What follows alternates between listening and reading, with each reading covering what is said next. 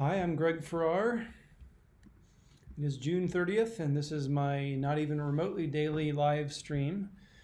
I used to do it daily, then I was doing it every other day, and now it's been about 5 days. I've been on a pleasant vacation in the boonies of Ohio, so that's why I haven't been here for a bit, but now I'm back. So, I have been watching the news as I've been gone, watching the news on my own website, gregfarrar.us, and I will say there hasn't been a huge amount of change. We haven't missed much by not doing this every day or every other day or doing a daily blog or whatever, but still, 5 days later, things are, it's been 5 days of incremental change, and there's a little bit new.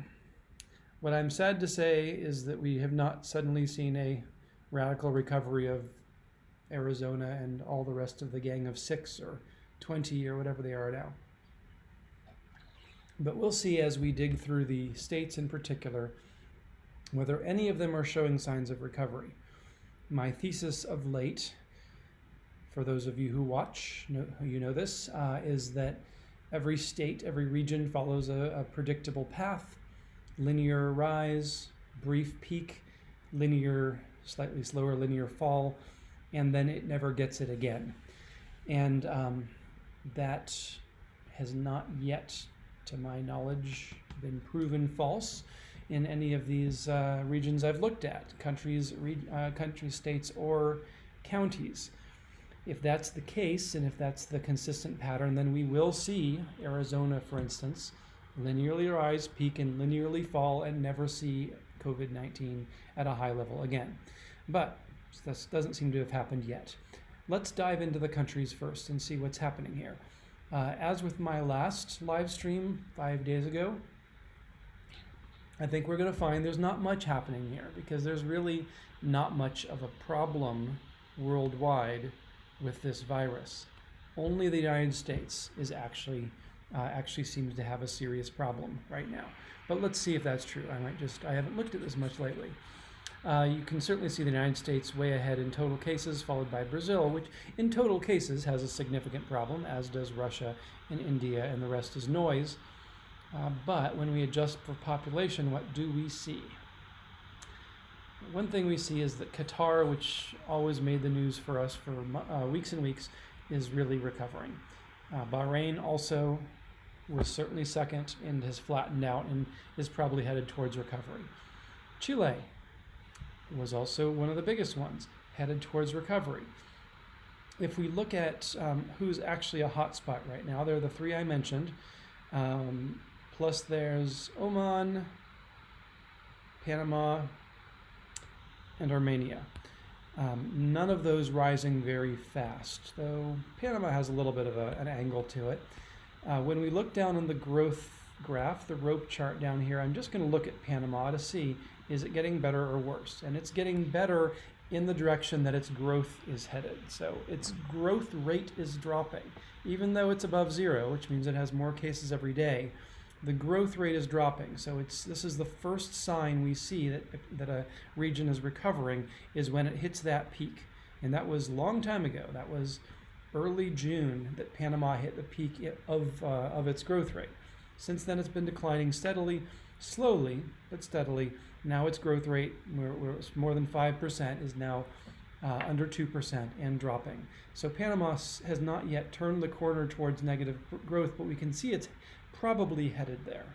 All it takes is a whole bunch of really big days and that would all change, but generally the trend we're seeing is downward, and I would guess that will continue.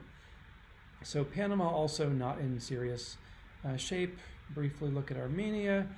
How's that one doing? Armenia is even better. It has turned the corner. It does have negative growth, and the growth rate is continuing to decline. So even though this graph makes it look like some of these are problematic, none of them really are. Let's look from the top here.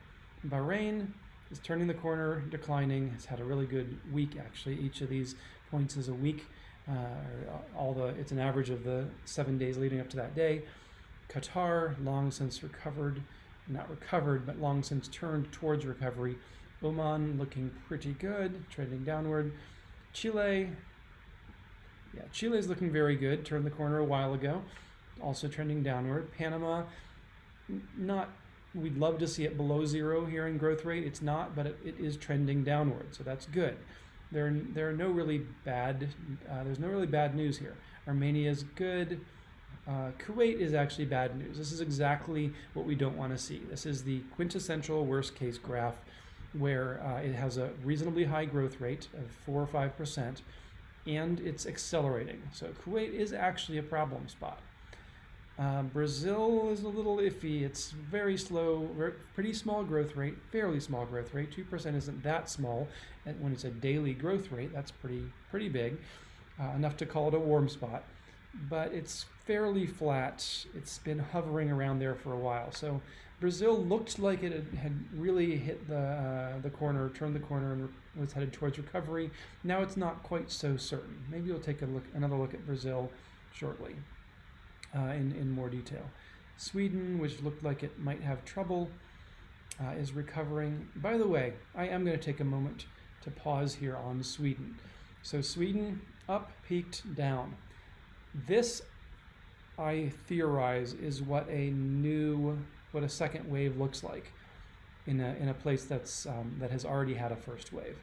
We have not seen many of these, but I think we will see that when a region recovers, that it can have a brief surge again. We've seen that in a few places, usually on a pretty small scale, but then it quickly recovers from the brief surge, and the brief surge is much lower than the original surge. I keep thinking, now that I'm on a website instead of in a notebook, where I can probably show more points without it freaking out, that I should go all the way back to March maybe with these graphs so we could actually see what Sweden looked like. Right now, from some perspective, Sweden is not looking so good. It's a warm spot in daily cases per million. It even had a hot day, but given how it was accelerating, you really can't see from this graph, but when you look at this graph, you can see that the growth rate is actually declining, and it looks like, and there's been one particularly good week so far recently, the most recent week, and it looks like Sweden's getting better. So I think this is an example of Sweden having developed the metaphorical immune system in its first wave, and being in the process of very quickly stomping this thing out before it got really high in its second wave. So we may expect that Sweden will never become hot this time. Sweden, again, was one of those countries that was at least reasonably hot. Again, I don't have the data and I don't have the memory either to say, but it was reasonably hot, and it was one of those places that didn't lock down nearly as much as others, and everyone was watching very closely to see if they would recover, and they did, but then they kind of lost it again, and now we see them recovering again. So this is maybe what a second wave looks like: smaller, shorter. United States looking terrible. This is again, the United States is in company with Kuwait here, but even worse. It's over 5% of daily growth and accelerating. So we're going to spend a lot of time on states today, the states of the United States. Saudi Arabia looking good. Peru not looking so good, really bad past 7 days here, 12% average. Peru did look like it was doing okay, and now it's hard to say. There's this one weird day, or maybe a couple weird days, not enough to really say, but the trend line guesses that Peru may be not quite recovered, though it looked like it was going to, and actually really did turn the corner.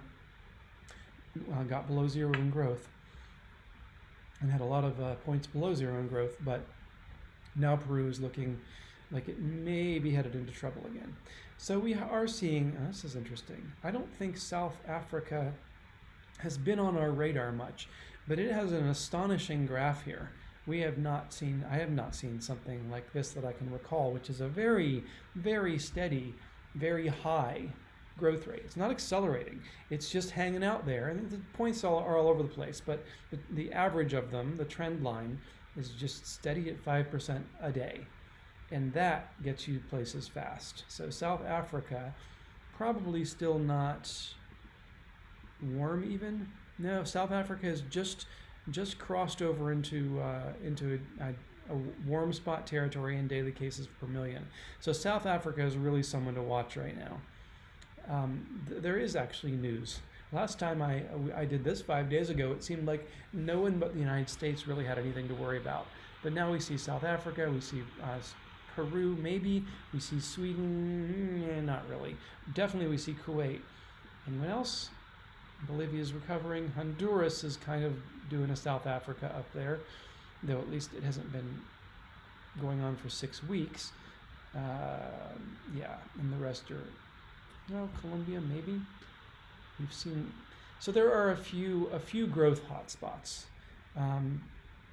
The growth hotspots then are Honduras, South Africa, Kuwait, Colombia. I guess I turned off the United States, but it's absolutely there. In fact, the worst. It is the worst of the top 25 in daily cases per million. Top 25 in cases, daily cases adjusted for population. The United States is the worst, and it is accelerating upwards. Only Kuwait is looking as bad in acceleration. No one's is looking as bad in total numbers. So we're going to spend a lot of time on the United States today, as we did last time, because it is certainly the news of the world right now. Not only is it actually, I'm gonna abandon all the other countries for a little bit and just quickly go through all the graphs of the United States. Total cases, well, I'm not going to completely abandon them, just take a moment to see the United States is not quite twice as much as the nearest competitor, but it's close, and it's by far has the most cases in the world.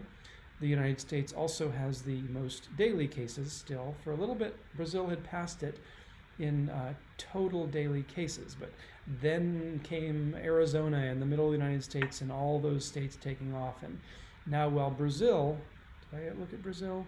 I must have looked at Brazil. I wanted to look at the Brazil growth. Yeah, Brazil is not doing as badly as a lot of places. It's kind of in the middle. So while Brazil appeared to be recovering, maybe not so much now, the United States really has not been recovering in the past 2-3 weeks, and you can see it all over the news. Everyone is scared, which is good. Scared is good. Scared is the immune system of a society. So, I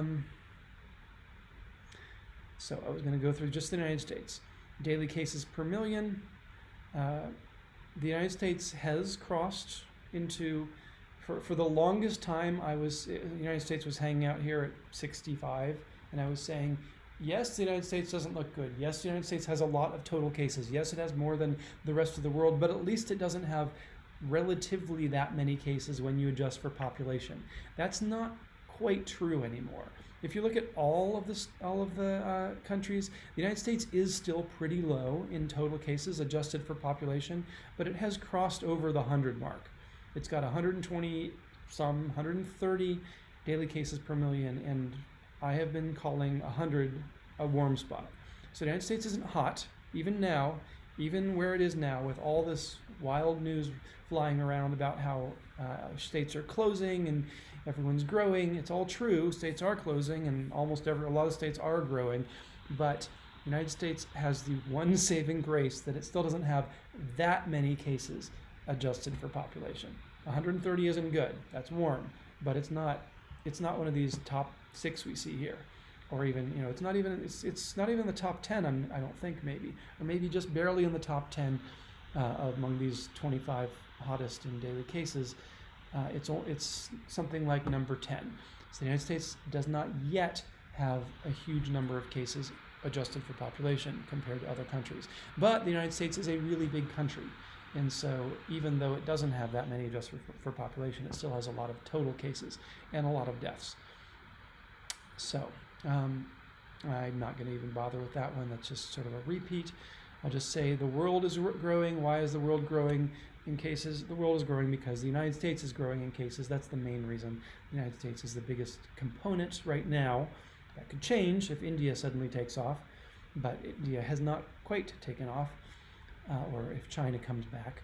And so the United States remains a major contributor. Testing, daily testing. The data here is a little bit iffy, but the United States continues to test pretty well, really, quite well.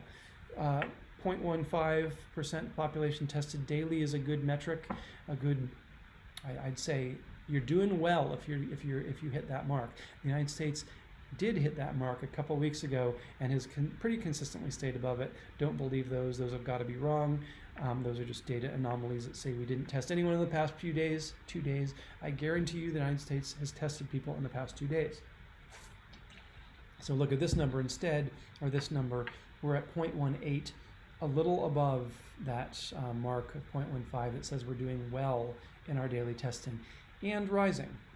Now, daily testing, again, according to the metaphor I've been talking about, been developing, daily testing are the antibodies of a region's immune system. Regions have immune systems, metaphorically, like organisms have immune systems, and testing is the thing that detects the disease, when there's a person with it, it tags them like an antibody does, and then the system takes over and handles it, in the case of a person, by quarantining them, hospitalizing. Well, quarantining usually, most people don't need hospitalization. So as long as this number is rising, it means that the United States' immune system is getting better and better as a whole. All right, that was more time than I intended to spend on the countries, though again, there is some significant movement in other countries than the United States. Nevertheless, I'm going to focus on the United States because that is the biggest component, and that's where I am, and that's where most of my listeners are. There's been something weird with the New York numbers. This is just completely wrong. New York does not look like this. It's a nice smooth curve, and I believe it's here. Let me just take a real quick look. New York daily cases and see. Just to confirm that something happened where this source, Corona Data Scraper, sort of backdated these numbers. All right, I can't find it immediately. I'm not going to bother. But New York still has more cases than anyone else, but total. But it doesn't matter. New York has very much recovered from this thing compared to just about all the other states. So forget about New York. California, wow. And New Jersey was a close second to New York for a while, at least in daily cases per million. But California is now, assuming this is the real numbers for New York, which I think they are, California is just out of control. And we can see a couple. Anytime the dots are above the trend line, it means that something's accelerating. California is going wild. Total cases are huge. Texas is going wild. Total cases are huge. Florida going wild. These are all these big states, and so they really add up on this graph. A lot of other states are doing better. New York, as we mentioned, New Jersey's doing better. Illinois is recovering. Massachusetts recovering. Pennsylvania seems okay, and then there's a bunch of other that don't contribute as much, but those three really stand out here. And there are a few others that, like Georgia here and Arizona, they don't have as many total cases, they don't have as much population, but we'll see. We'll go to the population adjusted graph to try to get a sense of what it looks like. But it really stands out in the total cases graph already, how many cases and new cases we're getting from Florida, Georgia, and California. But none of those are really the worst states right now, unless your definition of worst is the most cases. My definition of worst is actually I have about 4 definitions, but that's not any of them. One of my definitions is who has the most daily cases per million. Adjusted by population, who has the most cases, and Arizona is still head and shoulders above the pack. And according to this graph, looks like it's going strong, headed upwards wildly. We'll see when we get to the rope chart whether there's any signs of improvement from Arizona. South Carolina, Arkansas, Alabama, we recognize these. These are the gang of 6, at least 4 of them, that were originally very dominant in these graphs. They have been, to a significant degree, well, they haven't been eclipsed, but they have a lot of competition now. The gang of 6 were the 3 A's, Arizona, Arkansas, and Alabama, North and South Carolina, and Utah. Now, Utah and North Carolina are not the forces to be reckoned with that they once were. Utah, I'm flashing it here on the screen, is these states are all warm. They're all over that 100 daily cases per million. So what is this, 15 or something states that are warm spots in daily cases per million. And then we have only three states so far that are hot spots, which is, I guess, again, another version of this slightly good news about the United States as a whole, which is that though we have extraordinary acceleration in a lot of states, we don't yet have that many cases in a lot of states. But Arizona is an exception. Arizona at 300, where its trend line has reached 300, really has a lot of cases at this point. 200 is a hot spot. Arizona is very hot and accelerating rapidly. So Arizona is poised to be one of the worst spots we've seen worldwide anywhere. It's there. It's arrived. It is a hot spot that's growing rapidly. The two contenders that are also hot spots, Arkansas and South Carolina, are much cooler, but they're barely hot spots. But still, they seem to be alarmingly angled upwards. Alabama also none of these are hot. These are all warm. None of them are hot. But I'll just quickly go through them. We've got Alabama, Mississippi is up and coming, not quite as sharply sloped as the others. Florida looks problematic for sure. Utah, I think, is getting better. Utah and North Carolina, at least in past live streams here, we have seen that those appear to be peeling away from the Gang of Six, leaving only those four that we see at the top here. Utah and North Carolina don't look great in this graph. They're still warm. They're still headed upwards. But I think the rope chart will show that they're at least horizontal. Their growth rate may not be growing. Louisiana, Georgia also looking pretty bad. Nevada and Texas just moving into warm spot territory. California as well. We do see Iowa here, but it's not rising. So though it's warm, it's just barely warm and it's not rising. So nothing much to worry about. And then Tennessee in last place, just crossing over into warm spot territory, but trending upwards. So let's look at the Gang of Six first. The Gang of Six are the three A's: Arizona, Alabama, and Arkansas. And then we've got North and South Carolina and Utah. This was the news about a week ago, maybe 2 weeks ago, were these ones. I'm going to zoom way in so we can see better. Okay, so what we see there are three that are really, really problematic from a growth perspective. Really all five of these, but these are exceptionally problematic at 6+% per day. Every day they get 6% more new cases than the day before. That is high. That is bad. South Carolina, Arkansas, and Arizona. Interestingly, Arizona no longer the runaway leader here. Arizona is actually just barely starting to trend downward. So we may be seeing the tip of Arizona's recovery. The first sense that Arizona might flatten out. As soon as it turns flat here and heads downward, that's when we can start predicting recovery. It's not there yet.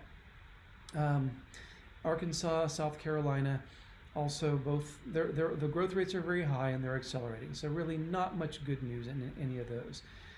Slightly better Utah and Alabama with a much lower growth rate of only 3%, but still angled upwards, accelerating upwards. Now Utah, as I recall, had been horizontal last time I looked at this graph about 5 days ago, but now it's looking like it's slanted upward again. So it tried to recover but failed.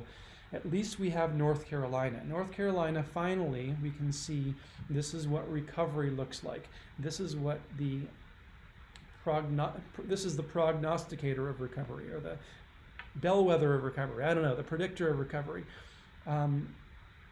This is the one this is the angle we see, the indicator we see, and we'll see this way before you'll read it anywhere else. This is, if there's one innovation that's in my analyses, it's a focus on this.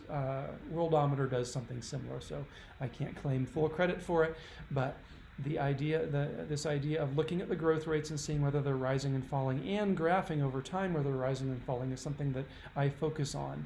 And it lets us look at North Carolina and say, yes, it's got a lot of cases. Yes, it's warm, I think. Yeah, it's warm, pretty warm, not hot in total cases per million, but it's only growing by 1%. But even more importantly, that 1% used to be almost 3%. and now it's dropping and dropping and dropping. And if this trend continues, it's looking like North Carolina will turn the corner towards negative growth. It will peak on this graph in total cases, daily cases per million. The daily cases will level out in, what would this be? In order to actually go all the way down there, it might be 2 weeks, 3 weeks, 2 or 3 weeks, assuming this trend continues. And actually, when we see this, we tend to see an acceleration. So 2 weeks is probably more likely. In a couple weeks, we can guess from this trend line, will see North Carolina peak in its new daily cases, and then it'll drop away. And after that, this is the thing, the drum I keep beating, which is more speculation than science, just based on all the graphs I've seen, is that once North Carolina peaks, it'll head linearly downward, a little bit slower than it went upwards, but quickly downward. It'll go to about 0, and it will never come back. It will never rise again to the level of 150. That's my prediction.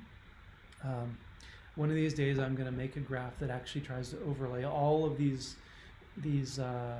recovery slopes on top of each other, and maybe I can then do more than just I've seen this a lot, and this is my intuitive view. Maybe I can actually prove something, or at least show evidence of it. But my prediction is North Carolina is headed for recovery in a couple weeks.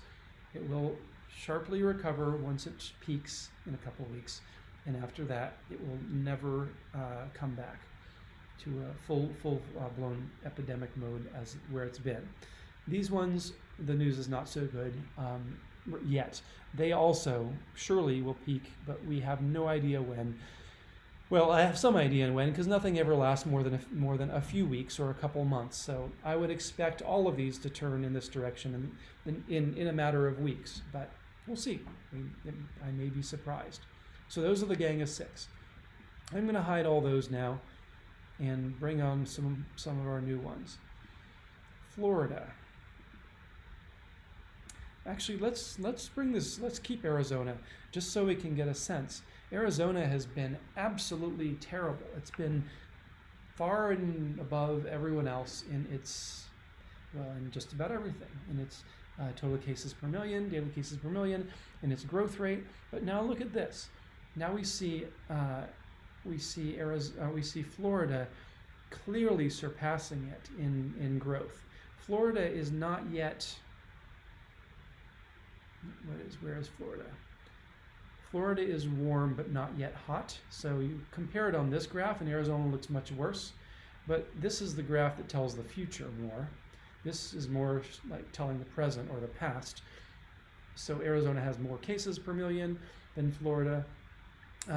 But Florida is rising faster. And by the way, I don't spend a lot of time on total cases. I tend to focus on cases per million. But Florida is also a lot bigger in population than Arizona, I think. Let me just make sure. But I believe Florida is one of the. I'm sure it is. I'll just pull up the numbers here because it's easy. Florida is going to be several times bigger, I think. Florida population 21 million. Arizona population 7 million. Yeah, so Florida is 3 times bigger than Arizona, and therefore first of all, it can affect the United States total numbers a lot more. Secondly, it just means more people are going to get sick, suffer, and die if you have the same daily cases per million in Florida versus Arizona. So Florida is looking very bad right now, and 9% daily growth rate is astonishing. We've seen 20 sometimes, but it's very rare. We almost never see 10.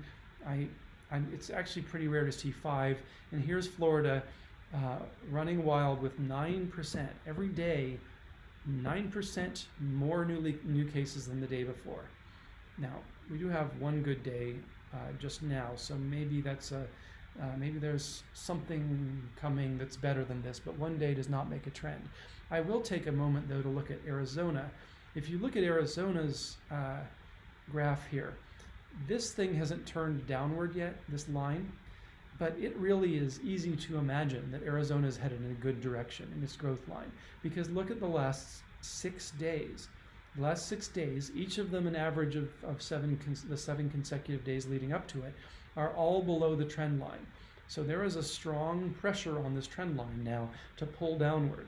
And in the latest day, for the last 7 days, Arizona has actually seen a 7% drop in its daily cases. So it is still trending upwards, but there's a definite downward pressure on its trend line. And I think that it was even pointed much higher than this just last time I looked.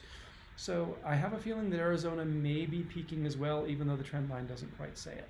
It may be trending towards peaking in this graph, which would then head it downwards towards zero, and when it hits zero, then its daily cases peak. Though, just to make the distinction here, just because this is dropping, just because its growth rate is dropping, doesn't mean that the daily cases are dropping. They're still rising as long as this line's above zero, and it's well above zero right now. Okay, so Florida, bad news. We'll keep Arizona here for comparison. Rhode Island is long since recovered, but yeah, we'll go into Rhode Island. It was big news a month ago in daily cases per million. Georgia looking bad at 5 or 6% and rising. Nevada actually is matching right up there with Florida. Nevada looking very bad. I think Nevada has, yeah, it's barely warm, so it has some runway before it gets hot and really gets out of control, but its trajectory is pretty bad right now. Louisiana, this is one that I'm watching with much interest, because Louisiana did get over it, and it did peak, and it did recover, and now here it's showing, it's not terrible, but it's just showing a little bit of pressure in the upwards direction. What is Louisiana in daily cases per million? Yeah, also warm but not hot. So this Louisiana should, according to my metaphorical immune system theory, it should have a good immune system. It should have a strong daily testing. Daily testing. Actually, let's look at Louisiana's daily testing. How much does Louisiana test every day?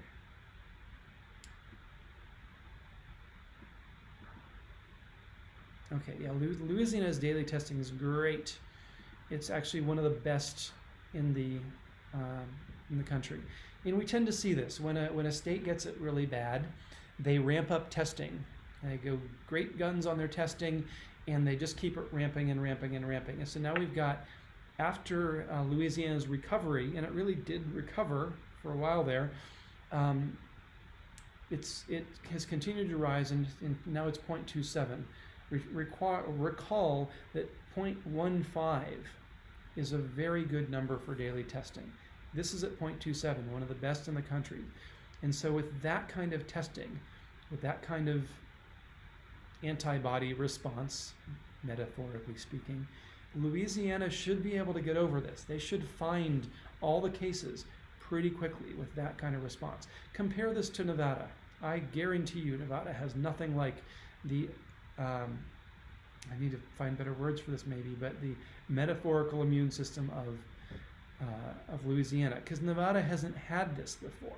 So they haven't gotten scared, so they haven't madly built up their testing infrastructure. So where is Nevada in its testing? Where is Nevada in this list? Nevada, there it is. Actually not too bad. Nevada is, it is actually above the threshold of 0.15. It is not as good as Louisiana. It doesn't have that kind of a robust, or something like New York probably is. Yeah. Wow, like New York is running crazy numbers here, 0.37. It's more than twice what it needs to be in some sense. Nevada is getting there. It's getting there. It's not ramping up so much. You see a lot of dots below the trend line, but it's doing okay in its daily testing. Nevertheless, it is not doing well right now in its growth rate. But with that much testing, I would think they're going to be turning around too. The other thing that I keep thinking is happening here is the citizens of Nevada. I don't know that they're quite getting this news yet, because this, again, I tend to be ahead of the news, because in this graph, the growth rate graph, because the news mostly reports this graph. This graph maybe isn't alarming yet, so the good people of Nevada may not have yet quite, they all think that Arizona is the problem, or maybe Florida. They haven't quite caught on that they have a really big problem coming, that their growth rate is outrageous. When that happens, and it'll happen in the next few days, the newspapers of Nevada are going to start screaming. The people of Nevada are going to get worried, and they're all going to hunker down, and they're going to maybe start wearing masks more, maybe getting tested more, but they're just going to avoid other people. And that, I think, is the thing that really will turns things around. And I think Florida is going to be doing that as well. And I think Arizona has been doing that, frankly, for a couple weeks. For a couple weeks, the people of Arizona have been hearing that they're the worst in the country and that they're terrible, terrible, terrible, terrible, and they're going to see, or they for a couple of weeks have been doing the things more, whatever the things are, masks, sheltering in place, social distancing, not going out to bars, whatever it is that it takes. People are, if they get afraid enough, they will do that, whether or not the government tells them to, and the government will tell them to. And so Arizona, we're now starting to see, again, that rather nice collection of blue dots below the blue line. I think that's the results of Arizonans getting scared. And so it goes. Have we looked at Arizona's testing? We haven't, I don't think. So let's find that. How is the testing in Arizona? It's okay. It's good. It's good. It's good. It's just that it's not as good as the really good ones. Arizona at 0.19 is up where it needs to be, and it's been accelerating. And it's, some of the recent days are really good. 0.21, 0.22, not as good as the best in the nation. Though I'll tell you, if we watch this graph, Arizona's going to get over it. It's going to get over it in a couple of weeks. It's going to peak a couple of weeks. It'll head downward.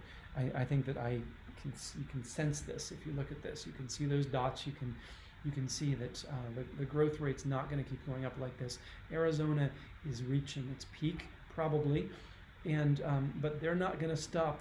They have been madly building up their testing infrastructure. You can see it rising, rising, rising, and they're not going to stop that. Once they peak and head downward, they're still going to be building up the testing infrastructure. And there's going to be a period also where people are still scared and don't realize that things are getting better. It'll be a couple weeks before they even start to get better, even in my graphs, and then a couple more weeks before the total numbers start to drop. And so there's all this time where people are going to be more careful, probably. Meanwhile, the testing is just going to keep rising. So in the metaphorical immune system, the antibodies just keep getting manufactured here, and Arizona's going to keep building them and building them and building them. And one of these days, we're going to see Arizona at 0.4, or at least 0.3, even after it's gotten over it. And then if it comes back, they've got testing out the wazoo, as they say, and they will be able to get over it quickly. This is the theory I keep propounding. We'll see. Mississippi's looking okay, actually. Wisconsin's looking quite good. It's even going negative. Let's look at Georgia. Yeah, Georgia not so good. So these are some of the. I'll get Wisconsin out of there because it's fine. Arkansas and Alabama not so good. Well, wait, those were part of the Gang of Six. We already looked at those. Utah. I thought Utah. No, I guess it was North Carolina that was heading downward. Utah's doing okay, but again, I'm focusing right now on the up-and-coming ones. Texas is certainly an up-and-coming one. California, not looking as bad as the leaders, but not looking so great either. Rising slightly. California not looking so bad. California may not be. It's not as bad as Texas anyway, and those two have tended to move together. Tennessee. Iowa's okay. Idaho. Oh yeah, I've been looking at Idaho. Idaho is actually the worst. I think it is maybe the very worst. Let's look at all of them. Yeah, Idaho is the worst, but I think Idaho doesn't really make the radar. Yeah. Well, in order to see Idaho, we have to zoom out again. But if you actually look at Idaho, it's not warm. It's not even remotely warm. It's at 50 daily cases per million, but it has a few really high, not even really high, but slightly high points. So Idaho is kind of, after Arizona and the Gang of Six get over it in a few weeks, if I may project. Then there's the next 6 or 10 that we've seen, Texas and Florida and Georgia, which seem to be heading to be the next batch. About 10 of those, the ones we were just looking at. Behind them is Idaho. So Idaho, we might imagine in 4 weeks or 6 weeks, will be the one that's warm and has a really, really high growth rate and becomes the new Arizona. But right now, even though its growth rate is very high, it just doesn't have many cases. And so Idaho has reason to worry, but it has a lot of runway here as well. And again, at the end of the runway, there's a brick wall. And so if these brick wall, I guess, is called hotspot or something like that. And Arizona ran out of runway and is now looking really bad, or has for a while looked really bad in every possible way, including being a very hot spot, quite a hot spot, because it just couldn't get a handle on it as it kept rising and rising and rising. So now it looks like the worst in the country. But again, there's just a sliver of hope for Arizona, given some of these points. And that 6 points in a row is enough to actually call something a trend. And so I call trend on Arizona that its growth rate trend is downward, even though the growth line doesn't say so yet. But it will. If we do this a couple more days, if there are a couple more days like that, Arizona's line is going to start to angle downward. Okay, I'm just going to, we've already looked at some at the testing. I'm going to try to look at the big picture of, no, actually what I'm going to do, I could look at hospitalizations. I did that once before, but I'm just going to take a moment to look at, I'm not going to do hospitalizations this time because I'm kind of running low on, I'm running over the time I wanted to spend. I'm going to look at positive tests. So when I first created this graph, the positive test percentage, all the states were trending downward, and I was, waving a noisemaker and saying, "Isn't that great? Everyone's trending downward. Everyone has their positive test rates dropping." Those were the days. Nowadays, you can see just there's some bad stuff going on in positive test rates. Let's just look at the ones, and we're going to see a whole lot that are still doing well. So the good news is that almost all the states are still trending downward in positive tests. I'll call that as well. All the first wave, second wave, Louisiana just has a barely an uptick in positive tests.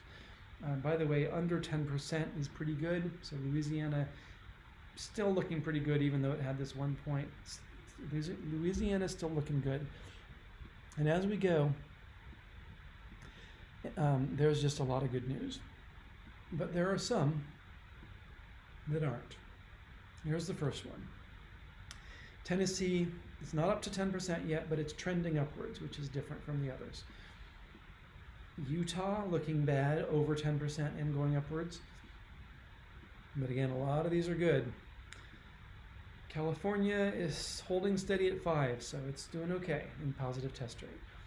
Arkansas, one of the gang of 6, still isn't at 10%, but it's trending upwards. I have a suspicion, I have just an intuition based on all the other graphs we've seen from Arkansas and others that it's never going to hit 10%. Arkansas is actually going to head downwards before it gets to 10%. But for now, it's looking bad. I'm going to ignore that. There's no way Mississippi has that graph. It must be a data problem. South Dakota. So, just so many looking good. But there's Nevada. Nebraska. Florida looking very bad. More than 10%. 13% of the tests they do come back positive right now. Anything over 10 is bad, and it's 13% and accelerating. Florida may be the worst state in the union at this point. Lots of good news, though. North Carolina, again, it used to be one of the gang of 6, but it just hasn't kept up with them. It's getting better. Okay, Oklahoma had some weird stuff going on. We don't even have a trend line. Probably heading upwards, but we really can't see. Kentucky's okay. Alabama's looking really bad right now in positive tests, 14% and rising. Montana is rising, but it's got so few, its test rate is so low right now, it's not a big problem. Georgia, it's not looking good. Washington, Arizona, ooh, I forgot about that. Arizona, for all the good things I've said about Arizona, I will say this is the worst graph, probably the worst of all the states. In fact, in positive test rate, 24% of their tests right now coming back positive and rising rapidly. In spite of that, I still have this sense that Arizona is just a few weeks away from peak. South Carolina looking bad. Indiana, Maine, Ohio, all good. Texas not looking good. Kansas is, well, who knows? The data there is weird. Pennsylvania might be heading for trouble, but it's still below 10%, so nothing alarming. Colorado, which used to be a problem, no longer a problem. Colorado is looking quite good on a lot of different metrics now. Never got really bad, actually, Colorado. It certainly looked like it was headed there. Idaho is something to worry about. We've seen a few days with 17% positive test rate, but so far, as with daily cases per million, it's still pretty low. It just is really heading upwards fast. And then the data is no good for the territories, so they're all going to show zero. So there's our bad news for the states. From one of the metrics that I think is the most reliable, we can see the daily cases have risen, and we might just say, well, maybe the daily cases are rising because we're testing more. Okay, but I would not expect the positive test rate to rise because we're testing more. You would in fact expect the positive test rate would probably fall if you're testing more, because if we suddenly double the number of tests but there's the same underlying infection rate, we'd see our test rate, our positive test rate drop. So these I think are the states that actually are seeing rises of infection. They actually are seeing an epidemic growth. Tennessee and Arkansas, not too bad. Nevada, not too bad, still under 10%. And then the ones that really are bad are Utah, Georgia, Texas, South Carolina, and Alabama. And then still head and shoulders above the rest is Arizona. So a lot of the states I talked about before aren't on this list. I would believe this list more than any other one, including California, interestingly. Not on the list of problematic states in terms of rapidly rising test numbers, test percentages. So we'll keep our eye on all of those, but those are the ones: Tennessee, Utah, Arkansas, Nevada, Alabama, Georgia, Arizona, South Carolina, and Texas. That's a lot of states, and those are the ones that are looking worse. If we were to look at hospitalization numbers, I'm guessing it would be roughly the same. That's another one that I think shows pretty well what the actually, I'm just going to do that. Let's look at hospitalization numbers. I haven't been here for 5 days. I can afford to go a little over time. I probably won't spend too much time on California again, in the counties of California, because I really think the news is in the states right now. So recognizing that hospitalization data is a little iffy, I'm going to show it anyway. There are going to be some states, like probably California and Texas, we still have no data on hospitalization for whatever reason. There is data out there, but it's just not tracked by covidtracking.com, which is where I got this data set. So here, by the way, is what recovery looks like. When you see a state that had a really high hospitalizations, dropped away, that's what recovery looks like. And similarly in Maryland, Massachusetts, Rhode Island, in other words, the Northeast. Those are the ones that have recovered. The ones that haven't recovered, let's go again from the top like we did before and say, who is rising?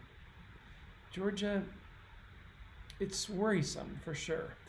The trend line is only barely trending upwards. And I think that 8, by the way, is, I haven't, the number that I've been using in my own head is if you're above 8, you've kind of got a problem. 8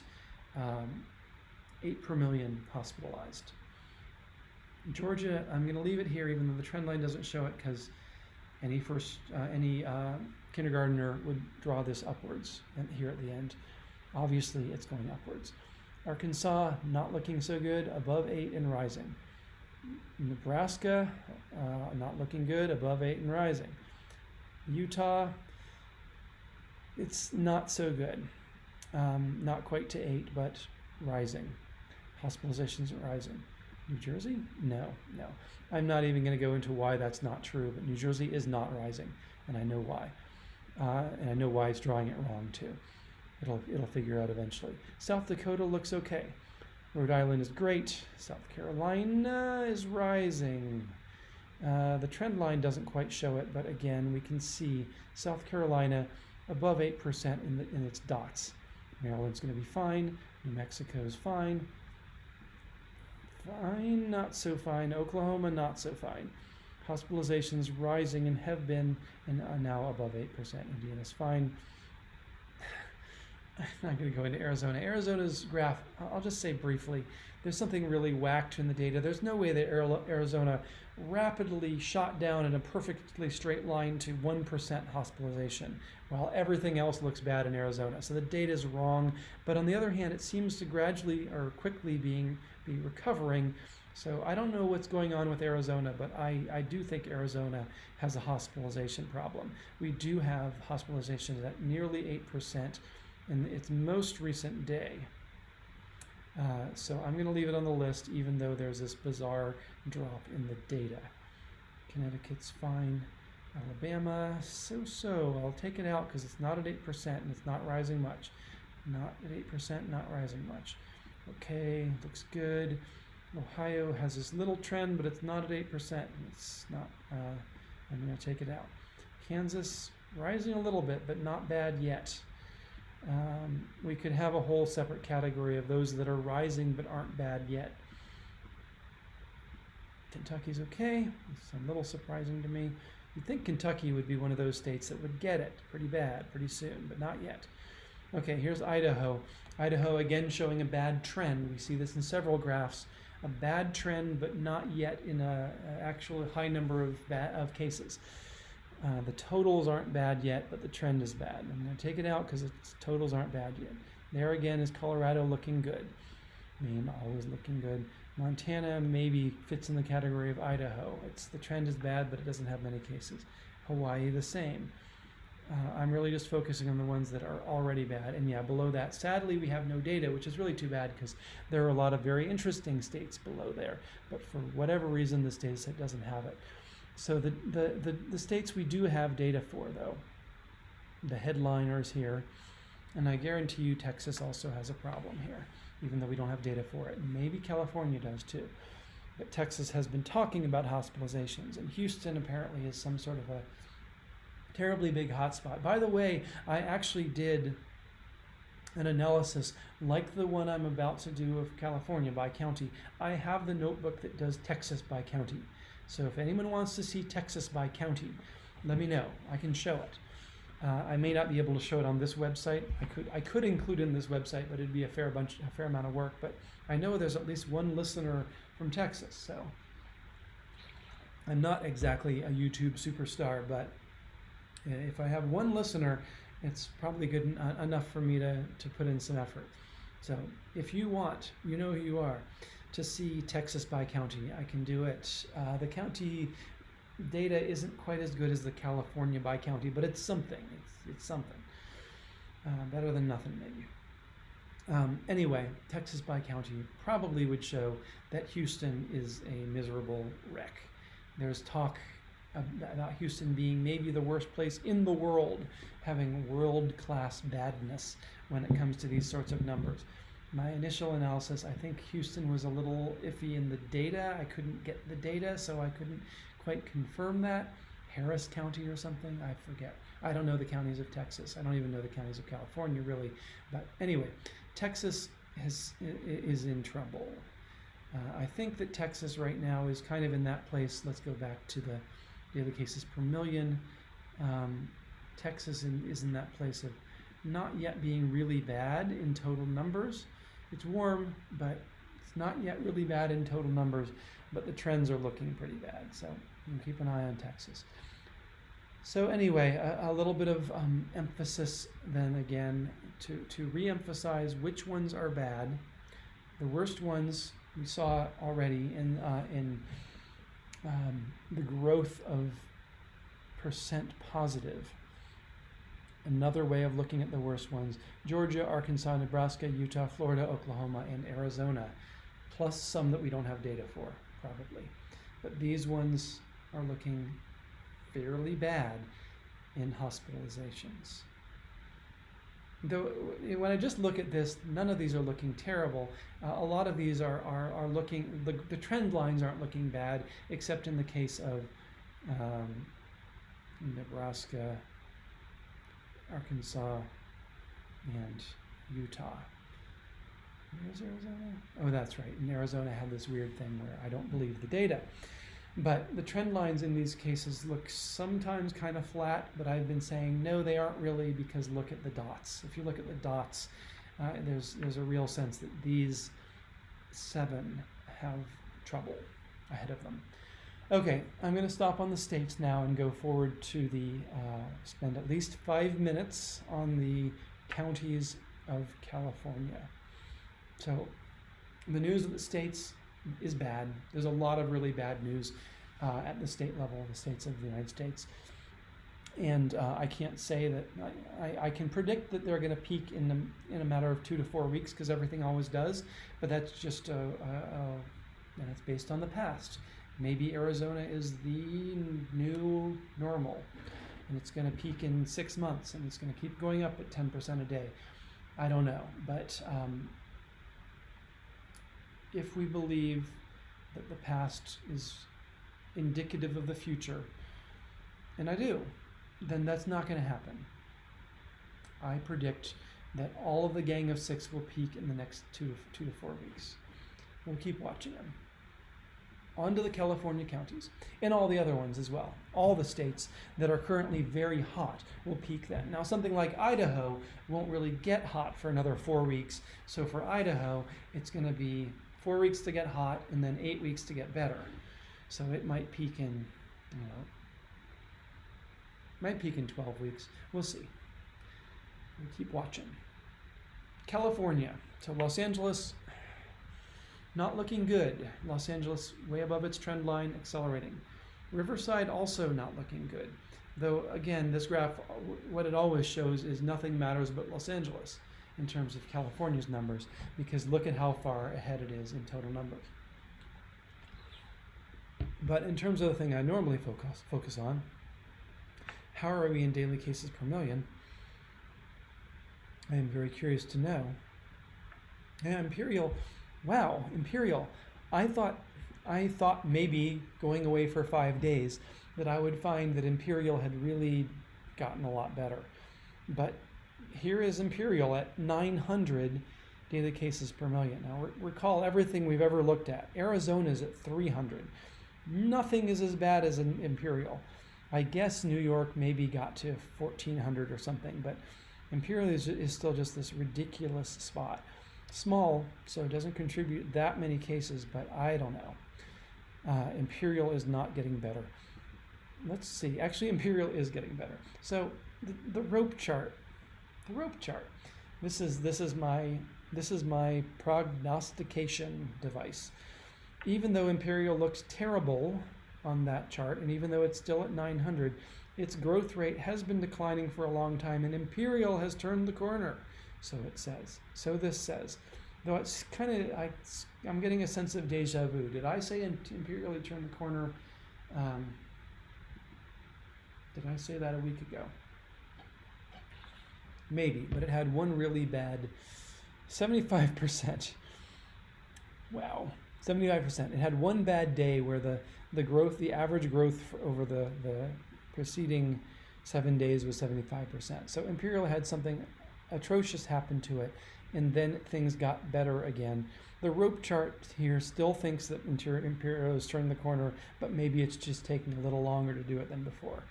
But anyway, if this is true, then Imperial, we'll watch it. Is it really going to stay below zero? Is it really going to trend below zero? If so, then Imperial is in good shape. Interesting. I'm pretty sure for a while there, Kings had also shown every sign of turning the corner, but now here it is getting a little bit worse. not too bad, really. 1%, but I think had also passed 0 and now it's just bending a little bit upwards. So King's also not doing that well. In terms of growth rate, Merced and Tulare, no one's doing terrible in terms of growth rate. Let's just zoom all the way out again and just note that though everyone is still growing, still there's one that isn't. Imperial. Everyone but Imperial is still growing.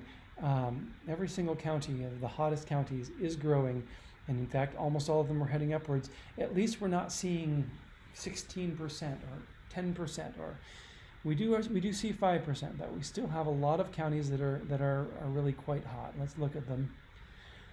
Whew, counties above 5% daily growth. That's a lot of growth, and that's a lot of counties. San Luis Obispo, San Diego. Wasn't San Diego doing better? Not anymore. Sutter, Fresno. We have this one little ray of hope with Madera, Sacramento, Merced, Ventura, Santa Barbara, San Joaquin, and Orange. All of those counties are growing very rapidly right now. Where is the Bay Area, though? The San Francisco Bay Area was at least briefly looking good. At least Monterey is slowing down.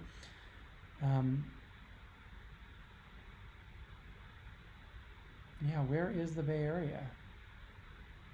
It's kind of cool, actually, in some sense, since I spend my time in the Bay Area.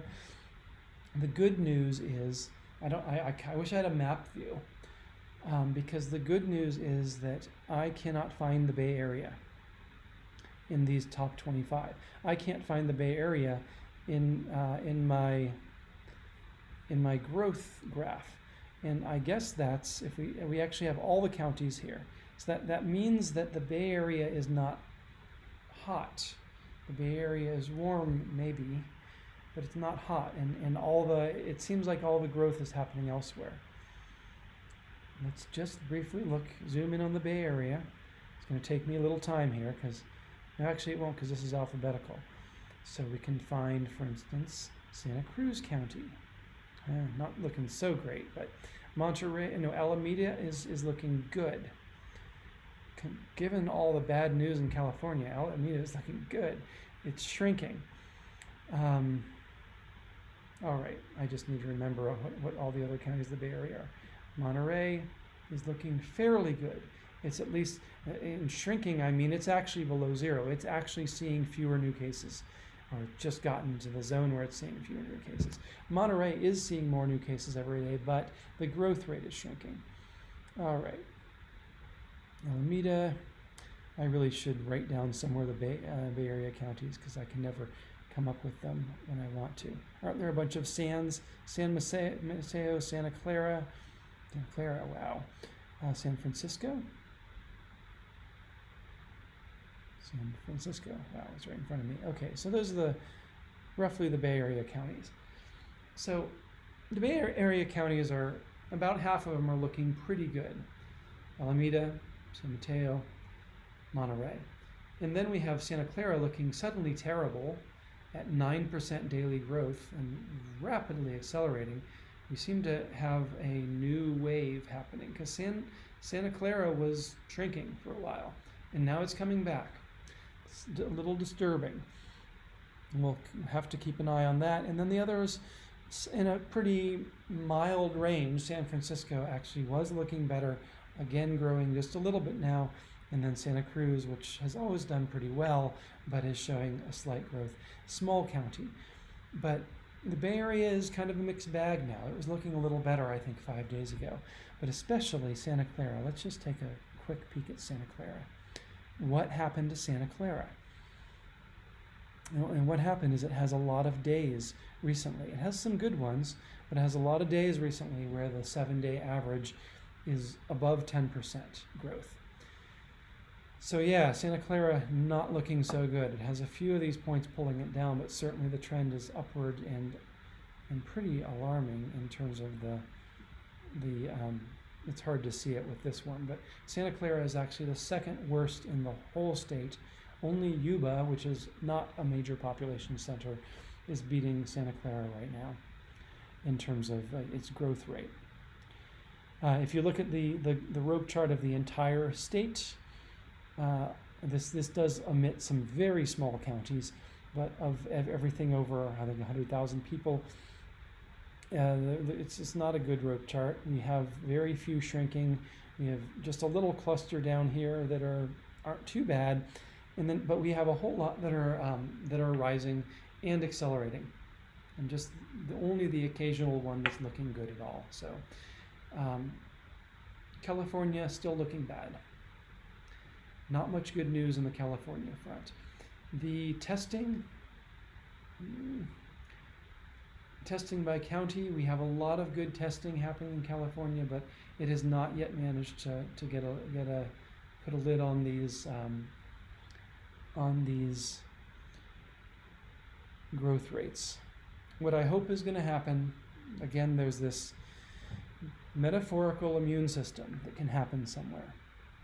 And I personally know people who are just going out without the slightest regard for the orders or for masks or anything, just because they believe there's no danger. And I think that some of the people I know are outliers in that sense, but I also think there's a large cluster in the center who were 3 or 4 weeks ago saying, okay, things are getting better. Things are looking better. We can go out. It's summer. Let's go to the beaches. And I think that may have been a mistake. And I think those people now, when they see California doing so poorly, are realizing that was a mistake. And maybe they even realized it a week ago or 2 weeks ago, and they're starting to be more careful. California as a whole now, of course, has a absolutely mandatory mask law. You go out in public, you have to wear a mask. Doesn't mean everyone does, but there is a mandatory mask order, not a law, but an order. And some of the things I've been seeing suggest that I was looking for information on this, how many people are actually doing that. There's something like 90% of people, I think, sometimes wear a mask. So there are the 10% who are just like, don't know how to put it gently, but 10% who never wear a mask. It's all a scam. Let's say it's all a scam, people, or masks are gonna deoxygenate me, or masks have no effect whatsoever. There are those people, but they're only 10% now. The science appears, in my opinion, to be mounting towards on the side of masks, to say masks really do help. And so then there's the 90% who at least sort of believe that masks help, but they're not necessarily super careful about it. But it's something like 70%, at least 60%, maybe 70%, who really are being careful about it and who are really going out there and doing it. Is that enough? Well, I think that number is rising. I even saw a graph somewhere. Sadly, I don't have a data set that I can graph about the percentage of people who wear masks, but it's rising. So if masks help, and I really believe they do, asked me 6 weeks ago, I was doing the podcast saying the science isn't really in on that, but I really believe masks help now. I think the science is mounting. At least they don't hurt, and I really don't think they hurt. If we have 70% people wearing masks now, and if there's a growing fear, again, fear is part of the immune response here, the metaphorical immune response. There is a growing fear. I myself am more afraid to go outside and go in public in California, and I think with good reason. Then if that started to mount a week or two ago, then I think we're going to see that metaphorical immune response of California starting to put a lid on this stuff, as people just don't dare go outside anymore, and if they do, they're very careful. So we'll see, but my hope is that in a couple more weeks we're going to start to see some of these things improve in California, but right now we're not. That's just speculation based on the supposed metaphorical immune response I've seen elsewhere. Right now the graphs are they're bad. All the counties are rising in cases, and You know, I haven't really looked at daily cases per million closely. Not daily cases, but daily cases per million. But you can see there aren't, the one thing that California still has going for it is it still has some runway. There are very few hot counties. There are no large hot counties. Los Angeles is really close, but no, sorry, that's the, yeah, that's right, that is. The hot is 200. Los Angeles, even Los Angeles hasn't reached the level of actually being a hot spot by my scale. There are a lot of warm counties now, and they're growing. We're not anywhere near the 300 that we see for Arizona. No counties are in that range. We're not anywhere near the what we saw for New York. So we still have time. We have time to let the immune system of California kick in, metaphorically speaking, and to put a lid on this before it gets into the really extreme hot range. So I'm hoping that the time that we have, which is measured in weeks, maybe a couple months, we might have a couple months still, that time will allow all of these components to kick in for California and keep things from getting out of control. But we haven't really seen a lot of evidence of that yet. All right. So that's the news for California, not very good. The news for the United States, even worse. Really, the United States is worse than California, just to remind Californians of that. California is bad, fairly bad, but there are a lot of states that are worse. And then there's the world, which is actually doing quite well. The world just doesn't have any problems except for the United States. And there are a few places that may be popping up that we were seeing in our brief world segment. But I think the focus here still, and the reason I'm spending all the time on it, is the states, the non-California states, because there are a lot of them, and the states are really where the problem is. California might become a problem spot, but it hasn't quite gotten there yet. That's the news. I'm Greg Farrar. Thanks for watching.